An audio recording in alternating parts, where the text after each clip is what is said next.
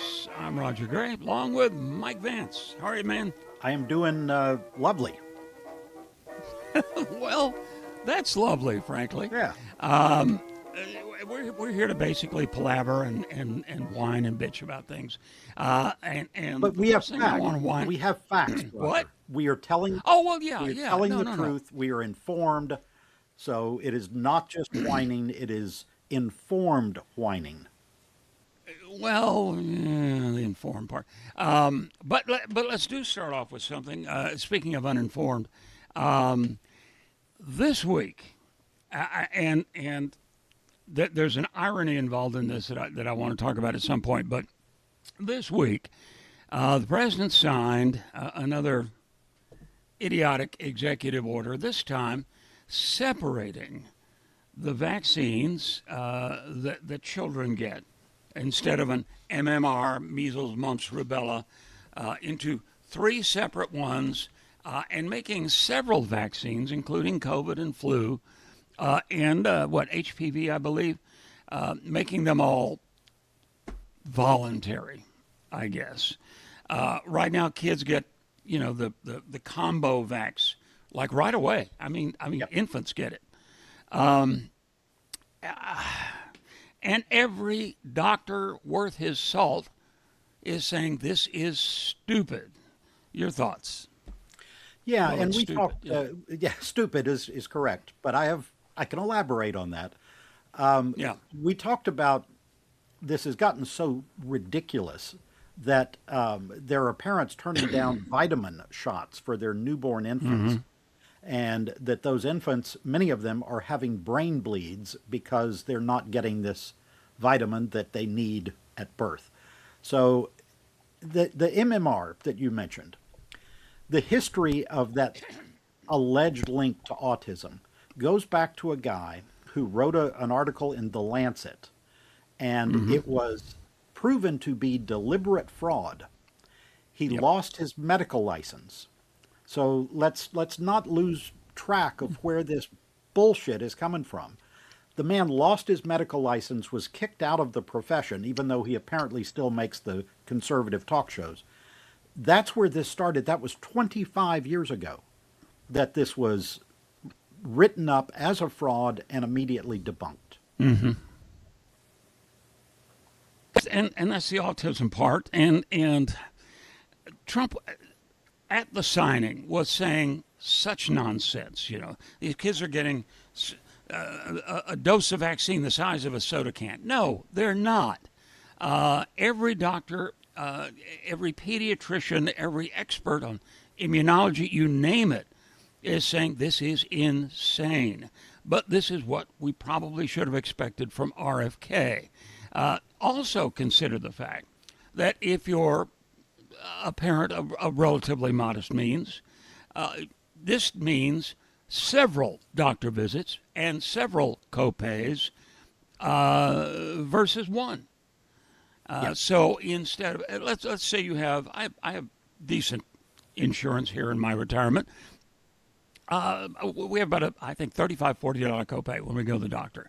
So multiply that by 3, 4, 5 different visits to get 5 different shots that you used to get in one. You're talking about a lot of money to some people. And will those shots be skipped? And we're doing all this in the middle of a measles outbreak. We are losing our measles eradication status daily in this country because of this moron who's in charge of HHS. The irony I find, Mike, is one of the people complaining was Senator and Dr. Bill Cassidy from the wonderful state of Louisiana. And Cassidy is the guy that put RFK there. His vote put RFK there. Bobby said, "Oh gosh, no, I'm not going to eliminate vaccines." Yes, he did. And Cassidy bought it. The other side of this is insurance may not pay for some of them because if it's not recommended by the feds, insurance has a loophole. They don't have to pay. This is bad all the way around. And we put this idiot in charge, this non-doctor, this former heroin addict with a brain worm in charge of our nation's health. It's It's just nuts. Well, but That's my let's not speech. lose sight of the fact. Yeah, and all of that is true, and I fully back all of that. But I want to add to it that Trump himself has also been anti-vaccine in the past. So you can blame RFK for all of this, but there are other culprits involved here. As for Cassidy, it's the same thing with Susan Collins and voting for Kavanaugh because he said this in a hearing. They know full Yeah. well what's going to happen. They are doing this out of political expediency. There is no shock on their side when the people do what their longtime life record tells everybody what they're about to do. RFK Jr. had badmouthed vaccines and talked about eliminating vaccines forever. He gets up there and says, "Oh, I'm not going to do that one time," and you believe let's ignore the rest of his life? I mean, come on. Yeah. Cassidy knew full well what he was getting into.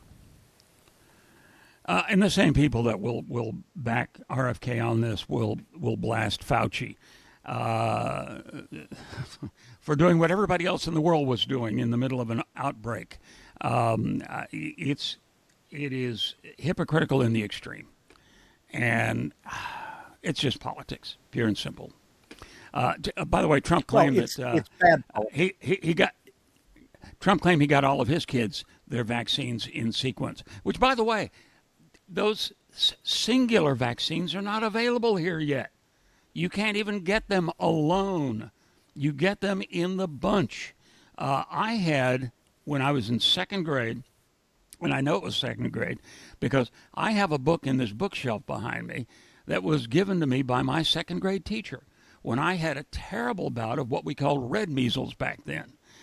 There was no vaccine when I was a kid, and I was housebound. Doctor said for me to wear sunglasses because your eyes are very sensitive to damage when you're dealing with that. I was lucky; I got through it just fine, and my sister didn't catch it from me. So I know what it's like, and now you don't have to go through that. Now your teacher doesn't have to come by your house, which they don't anymore anyway, and bring you a nice book because you're missing school. It's crazy. We have finally done things like this and polio and all the rest. There was no mumps shot when I was a kid and all the best. Maybe not when you were a kid either. I don't know, but I don't understand. This is all going Well, backwards. their assault on science is across the board. Their assault on reason is across the board. Their assault on logic. These people care about nothing but money in their own pockets. Nothing else. It is greed, pure and simple. These are not good people in any way, shape, or form. I want to talk about what Ken Paxton here in Texas and many of the other Republicans are doing to their lame ass answer to face affordability crisis. Something that the president, by the way, said affordability is a made up Democrat word. That was his quote. Yeah. He doesn't think it's a real thing, not a real thing at all. Of course, they have made between $2 and $4 billion for the immediate family in the last 18 months. And I want to keep repeating that every single week. But Paxton comes out with what is the new talking points for Republicans on affordability. And it all goes back to tax deductions, which is the only way they ever do things. They won't actually create a program. We're going to create tax deductions. So he tossed out large numbers, tax deductions for a first-time home and for out-of-pocket medical expenses. Well, guess what? Both of those exist already. They already exist. But let me make three little points here. That's one of them. Number two is 90% of American taxpayers do not itemize their tax returns. 90%. Short form. That is up Yep. because the standard deduction has been raised. And so without itemizing your tax deductions, your tax returns, you can't get these deductions to begin with. But then the third one is just, again, the assault on logic and reason. Basic economics is supply and demand. So if you increase the housing demand, even if this did work, which it's not going to work, but if you therefore increase the housing demand without addressing the housing supply, then guess what? Prices for the homes are going to go up. Same thing on the medical side, and it's even worse. And it goes back to the assault on science. If you make people able to afford to go to the doctor, which again, this bullshit's not going to work, guess what? We don't have enough doctors. And we don't have enough doctors partially because of immigration and partially because of them changing all the requirements to make it's absurd. It's very absurd. It's why diamonds and gold cost so much, because there's not much of it. Really, not only, by the way, not only was the standard deduction raised, okay, good thing. I'm one who, in broadcasting, used to itemize because there were lots of deductions for people in that business. Periodicals, even your cable subscription, they were all deductible because somebody in news has to keep up with the news. I don't do that anymore because, A, the floor for those deductions has been raised. Unless you have a whole lot of it. Medical is the same. Unless you have a lot of it, it's not worth it. The standard deduction is high enough. So I haven't itemized, frankly, in years. So it's a spurious argument, or spurious, if you prefer, and it's not going to solve any of these problems. And you're right. When the supply is low and the demand is high, the price is high. It's not and that's the Republican playbook. Yeah, that is the Republican playbook, is to toss out tax deductions that will never be used by the vast majority of people without addressing the problems. We don't have enough doctors. We don't have enough affordable housing, period. This would ultimately raise the prices on the housing, and we need more doctors. We need more doctors in this administration, and all of those Republicans are doing everything we can to lessen the number of doctors that we have available in this country. Well, let's talk about a doctor. Abdul Al-Sayed is a doctor. I'm right about that, right? If I'm recalling correctly. And he is. So's his wife. The one in the picture with the headscarf is also a doctor. And what we're talking about, he is the gentleman who is now the Democratic nominee for the Senate in Michigan. And by the way, I said Democratic, not Democrat. That's idiotic. It's, believe it or not, I looked it up, Mike. That started with, I hate to digress, but that's what we do. It started with now see, I'm blanking on the name. Not Wilkie, the other Republican. Anyway, ran against Truman. Thomas Dewey. Began with him. He used to say Democrat instead of Democratic because it was considered derogatory. Plus, they think you're stupid because, the Democratic Party, they must be the only people who are Democratic. No, you're not stupid. You know that's the party's name, and it has been since Jefferson. It is silly. It is childish. It's as dumb as saying the Republic Party. You wouldn't do that. So, please, anyway. I do digress. Abdul Al-Sayed is the Democratic candidate for the Senate in Michigan. He's going to go up against Mike Rogers, the incumbent Republican. And the president has already weighed in with a racist meme showing Mr. Syed and his wife, who wears a hijab. And they're apparently having lunch in a restaurant. They're sitting at a table and somebody took their picture. And then Trump put up a picture of he and Melania and saying, "Two Americas." Really? Yeah. Well, again, for one your thing, thoughts. It's important the designer dress that Melania is wearing has this big black band across her breasts, which is just something that I think they naturally put up there after all the naked pictures that she had taken. So Mike Rogers, by the way, used to be in the House of Representatives. This is the Republican on this side. So I just want to mention this about Mike Rogers. In 2020, after Trump started talking about the election being stolen, an election that he oversaw, by the way, that his government oversaw, Mike Rogers said, quote, "This is cause for both concern and alarm," end quote. On the Georgia thing, when Trump called and said, "I just need 11,000, whatever it is, more votes," Mike Yeah. Rogers, the Republican nominee for Senate in Michigan, called that a gangster move. That is also a quote. And on January 6th, he said specifically, quote, "You're damn right you had a responsibility for this." That was a quote of him talking to Trump. You know what he's doing now? About January 6th. Yep, he Right. is denying Yeah. that Biden won the election in 2020. So say what you want about the Democratic nominee, the Republican nominee is full of it. Well, Your turn. and well, I can't argue with that. I can't argue with any of that. No, and this gets back to something we were talking about, and I wrote about last week. The inability of people to give a straight answer to simple questions. And believe me, to some extent, this goes both ways. The most obvious question is who won in 2020.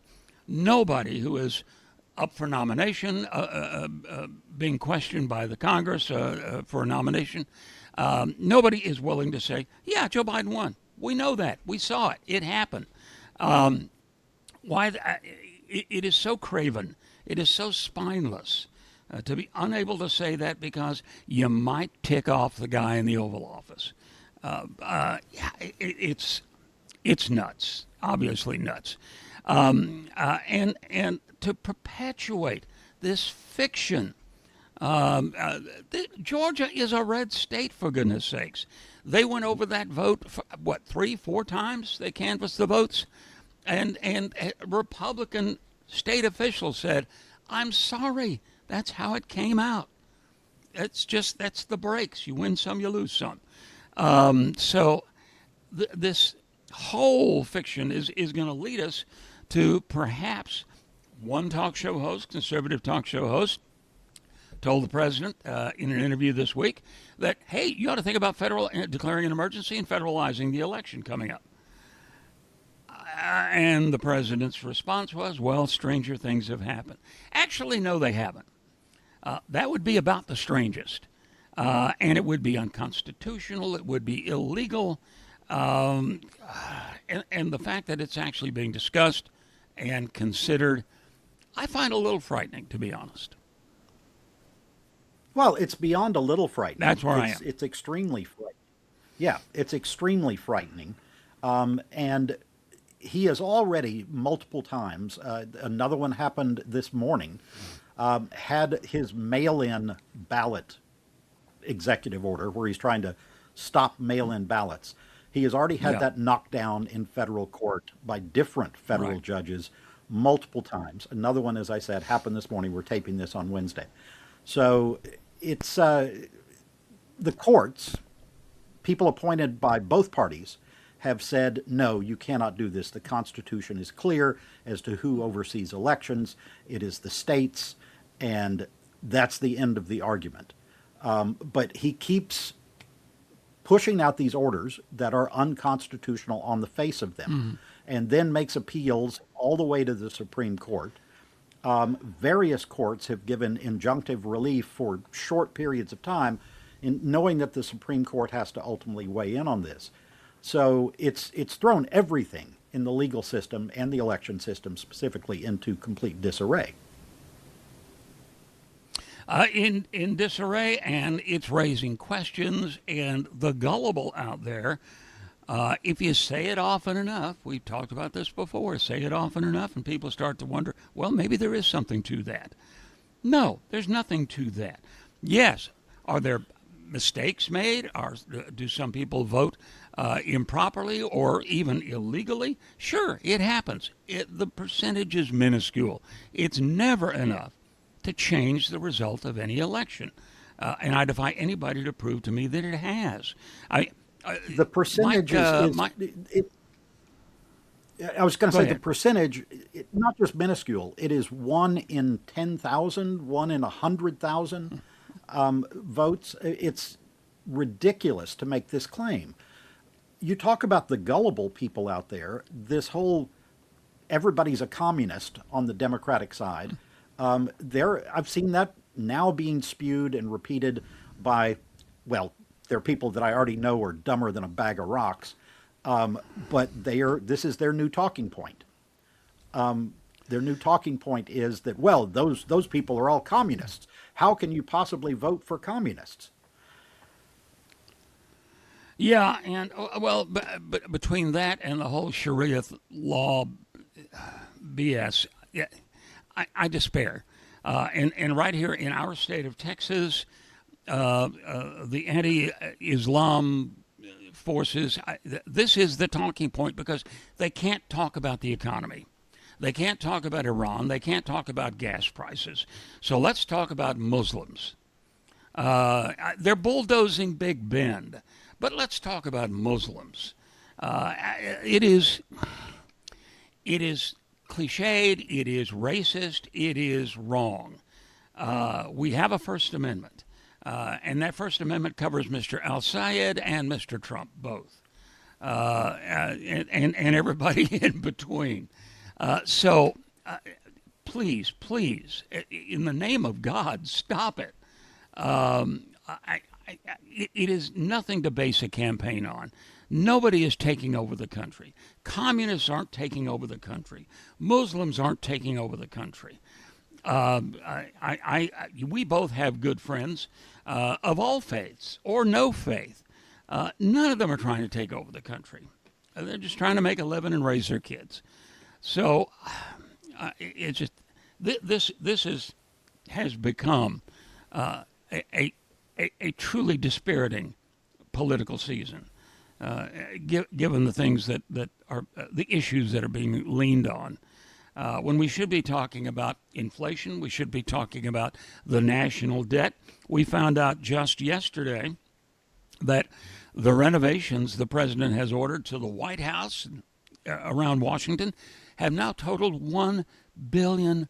$1 billion for gold crap and paved over rose gardens and helipads in front of the White House. Yeah, new columns they're putting up. This is insane. We are horribly in debt, and it's getting worse. Before you get to that, I have some quotes about the Muslim thing, specifically Yeah, from Texas. And you said dispiriting. I will go with despicable as far as yeah. the way that this political system, or season rather, has played out on the other side of the aisle. These are things that there are three different Texas Republican state legislators who have put out various things. And Governor Abbott, by the way, here in Texas, is also tacitly backing some of these things. They are talking about Sure. laws to ban headscarves, to ban halal food, to shutter all Muslim schools, to deny, and this one just may be the worst of all, deny professional licenses for Muslims. So professional licenses would include, this is an actual bill that a member of the Texas legislature is putting forward.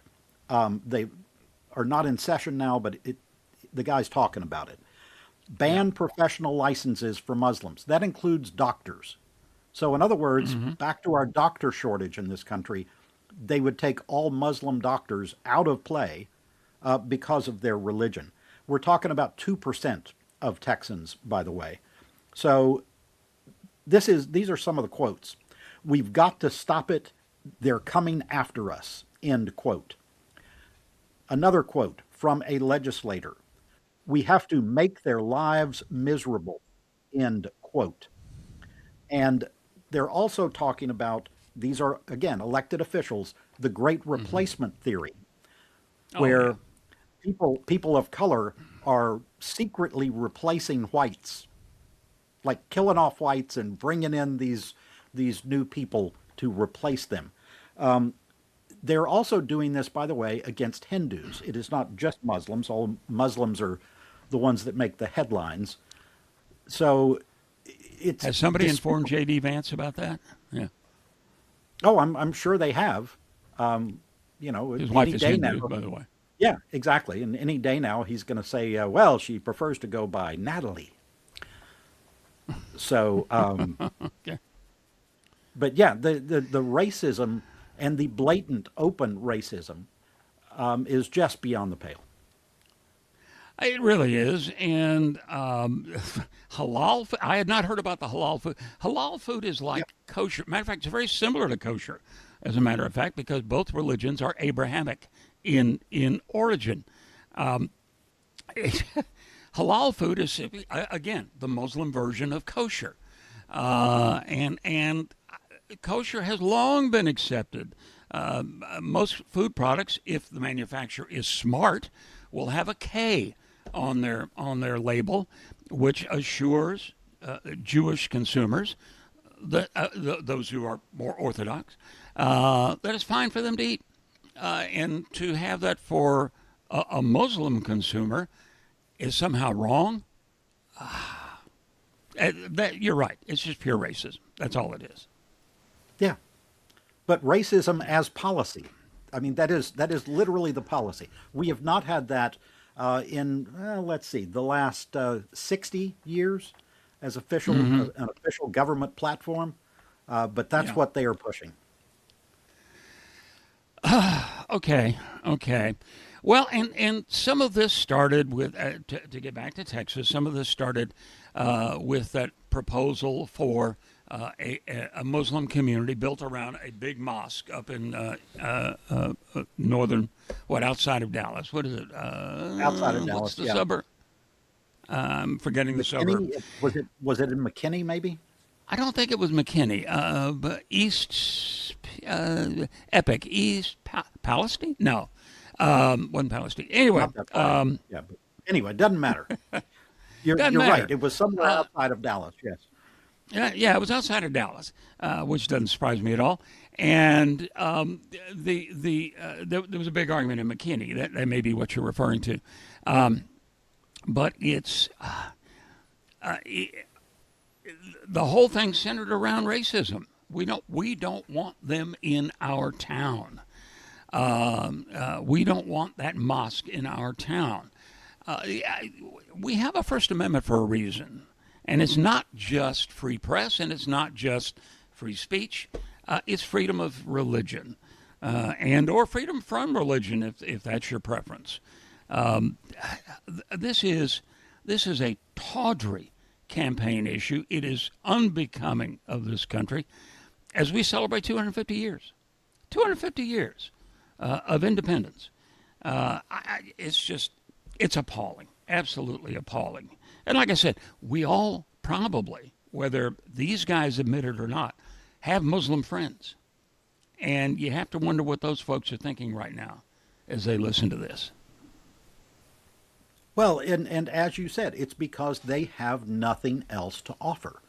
The Republican Party has been operating on nothing but fear for a generation. It is the gays are going to ruin your life. This group is going to ruin your life. It is, let us line The our trans pockets, let us people, steal. yeah, Yeah, we're going to steal from the public trough, but look over there. Look over there at that minority because they're the real problem. That has been jangling, their platform. Yeah. jangling car keys, yeah. Well, it brings up, for example, the latest hoofah in the WNBA, for example, if we can lapse into sports a little bit. Um, I watched an interview with a prominent sports writer whose name escapes me at the moment, but he's a best-selling author as well. And they talked about the whole thing. There is a white player in the WNBA who spoke out opposed to any trans athlete playing in the WNBA, and caught a lot of flack for it. Now it's a big issue. This guy pointed out in all of the NCAA, the National Collegiate Athletic Association, is that what it stands Yep. for? Have I got that right? Yep. Which covers all college level sports. Well, college level sports, baseball, basketball, track, football, squash. I'm guessing. Anyway, there are maybe 10 trans athletes across the country. This is not an issue. They are less than 0.5% of the population, but you would think it's happening in every school, in every.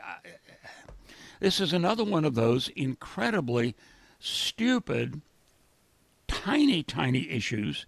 Not even, I wouldn't even call it an issue. That somehow has been blown up into gargantuan proportions. Yeah. They're going to take over. They're going to take over women's sports. No, they're not. Yep.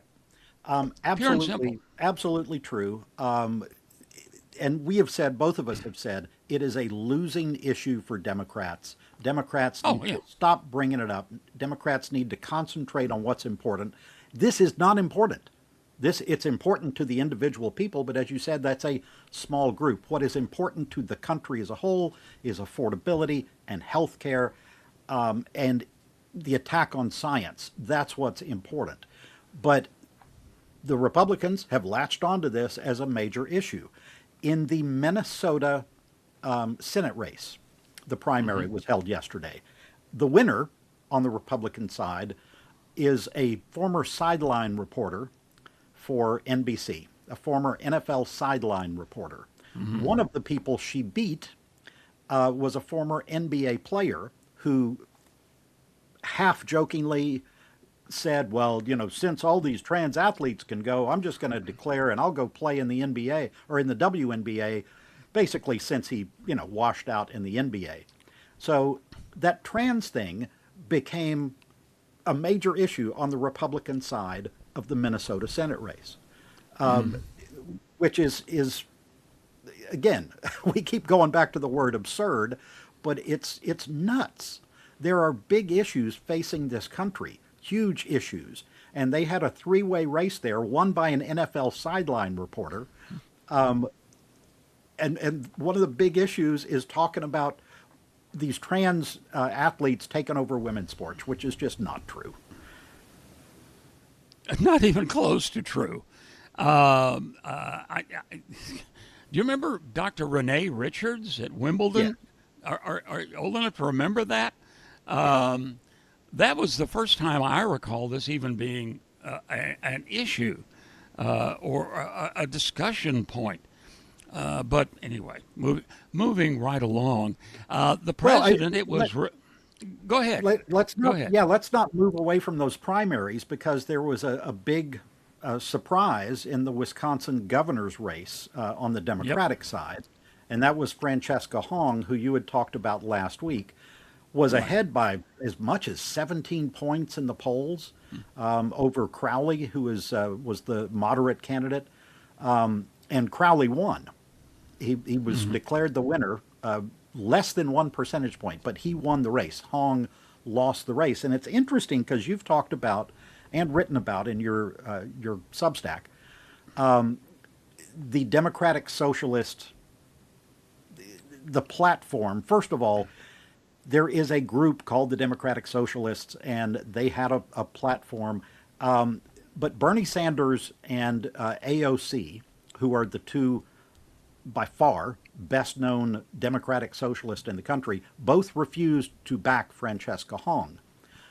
Hong herself, that end Thanksgiving thing, Hong said, well, that was a bad take. She said the same thing about, that was also her quote about the defund the police thing. She goes, well, that was a bad take. And she tried to walk all that back. Well, she lost. She did not win that primary. But I want to mention something else because another thing that keeps being brought up is that the Democratic Socialists, that platform, and again, we've talked again many times in the past about how party platforms, and this isn't even a party, it's a subgroup over here all on its own over to one side. those platforms are often ridiculous, and it's not the kind of stuff that gets brought in, made into law. But this one goes beyond a party platform, and it comes from 9 current U.S. Republican House members. And they have sponsored a bill to repeal the 17th Amendment. That includes 2 House members from Texas, one of them being my new House member, thanks to this ridiculous mid-season gerrymandering. And that is Michael Cloud, who they have me in he lives down in Corpus or something like that, which is 200 miles from where I live. And yet You're in central Texas. 200 miles away, and that's who I'm now gerrymandered into. He and another guy named Keith Self are among the 9 sponsors of this bill to repeal the 17th Amendment. In other words, that amendment allows for the direct election of U.S. senators. So there is a bill in the House as we speak. This is not some pie-in-the-sky party platform. There's a bill in the House to end direct election of United States senators. And go with what? A governor's appointment? Go back to the legislature, and there's legislature. Yeah, there are great reasons why that. In the first place, it happened because of slavery. The reason they were doing that is the slave states wanted representation. They were afraid that the northern states would have power to put in. They were afraid. They wanted to protect their slave interest. It's why the Senate is there. It's why the Electoral College is there. And so we can go back to that as the reason for all of this. But if you look at the record, that what actually pushed the 17th Amendment in the first place, there were seats in the Senate that were going unfilled for as long as 2 years. As long as 2 years with no senator. It happened in Delaware with both senators at the same time, where the state of Delaware went 2 full years without any senators in the United States Senate because the legislature couldn't agree on who to nominate. It came down to bribery. There are literally hundreds of cases. The Senate used to be called the Millionaires Club, and that's because they would pay off the legislature to appoint them to the United States Senate. That's why we got direct election in the first place.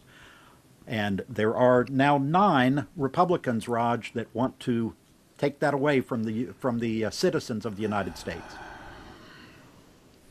Well, it's not going to happen, but it is an example of the nuttiness. We talked about this with Tallarico, and I want to get off this because I do want to talk about the catering truck. But I mentioned this about Tallarico. Don't say stuff you're going to have to defend. I mean, that makes no sense. Don't meander off into God's gender and all the rest of it. Don't do that. And this is what Ms. Hong was having to deal with. Don't say get rid of Thanksgiving because you're feeling all anti-colonial. Please just stop. Nobody even thinks about that anymore. It's a family gathering time. We tell a lovely fairy story about the Pilgrims and Squanto and then sitting around the table together. Just stop it. Stop it. That's not an issue anybody cares about, and you're only going to tick people off. It makes no sense. But let's talk about the great deception in Turkey in the little time we have left. Only a couple of minutes, Mike. Well, go ahead. I know you wanted to get into this. Yeah, when I first heard that they had secretly brought him off of Air Force One, the old Air Force One, by the way, when they had secretly... We're talking about the president in Turkey for the NATO meetings. Yeah. Yeah. So when they secretly brought him off, they loaded him up the stairs, took him straight out the other side. You know how sometimes when you get on the plane and the opposite doors open because they're loading catering stuff. Loaded him into the catering container. I was really hoping it would be much smaller. I was really hoping, trying to envision one of those hotel valet carts that they bring in, and that they had hidden the president underneath, like that you see in spy movies, where people get in by hiding under the catering cart as your room service breakfast shows up. But no, it was a large thing. And then they transferred him to a military jet, flew him to England, and then secretly brought him back onto the plane so he could be seen getting off the plane. Meanwhile, it was a credible threat that at least that's what his handlers thought.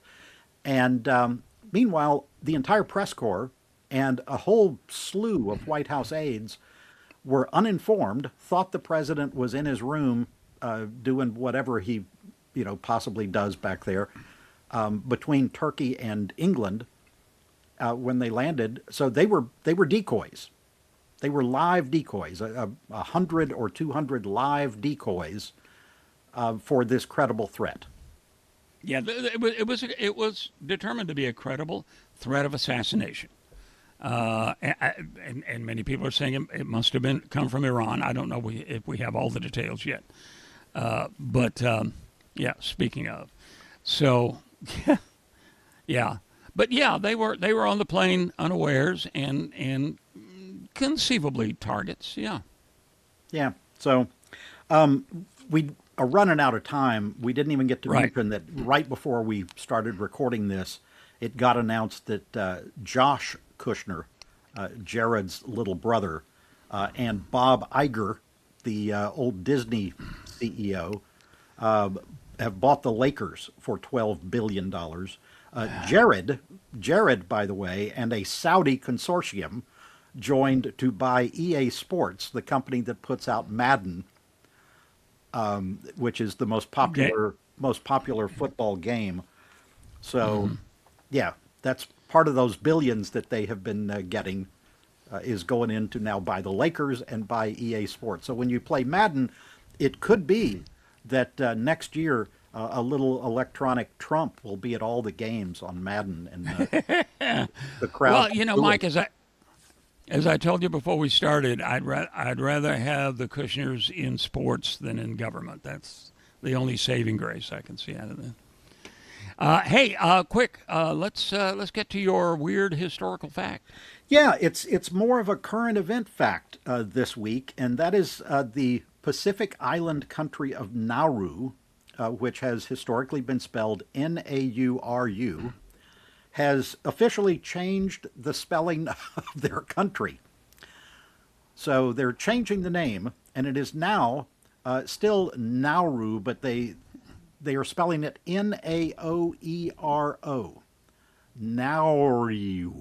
Apparently, somebody from that island country was on Wheel of Fortune and got up some money to buy a couple of vowels, is all I can figure. But they said that this is closer to the pronunciation that the natives have, Nauru. So that is officially their the name of their country. Very similar. We've been talking about Turkey in the last few minutes, and that is now Turkey. Turkey. Kiev?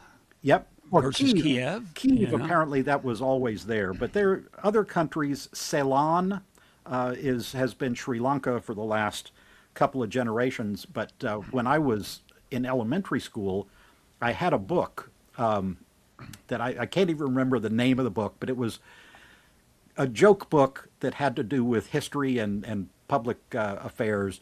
And it talked about Columbus trying to go to the East Indies, and somebody urged him to Ceylon.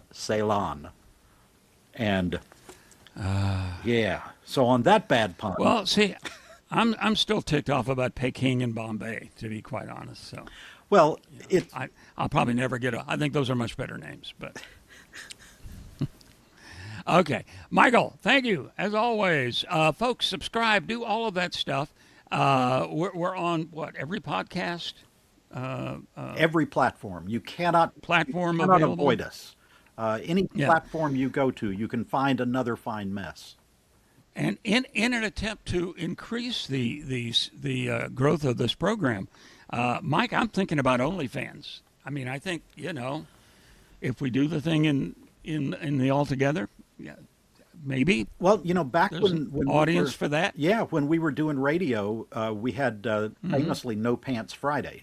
Because No Pants Friday. Other places had Casual Friday. We decided that we were going to take that a step further, and we did No Pants Friday. Now, thankfully, that was on the radio.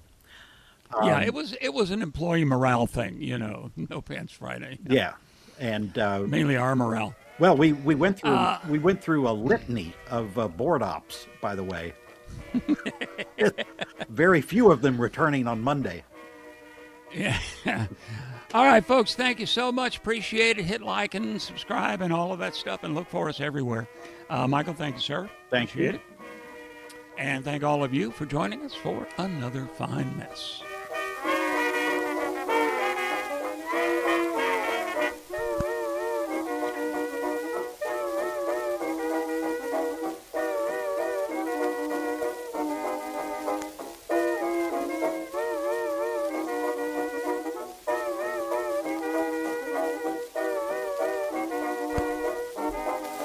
Okay. We're stopping. Yes.